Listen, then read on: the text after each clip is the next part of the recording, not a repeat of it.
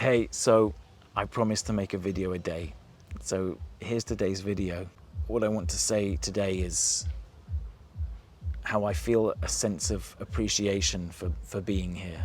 This is a festival, it's called Buddhafield, that I've come many times over the past 20 years, 25 years. And I've had some amazing's not the right word. I've had experiences here which really changed my life, and I think really saved me from some really dark places. And I'm here this year with my daughter and my partner, and I've been wanting this for so long.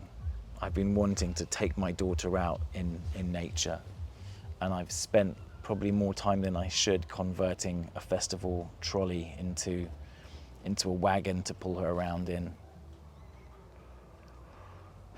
It's just great to be here. So I think today's video is about appreciation. It's about how easy it is to get caught in these moments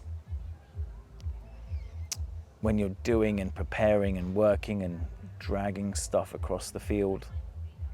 It's easy to get, for me, to get grumpy and to forget how much I actually appreciate being here.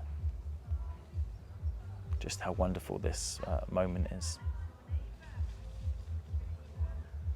Thanks for watching this video today. I'll be back tomorrow with something else. Ciao.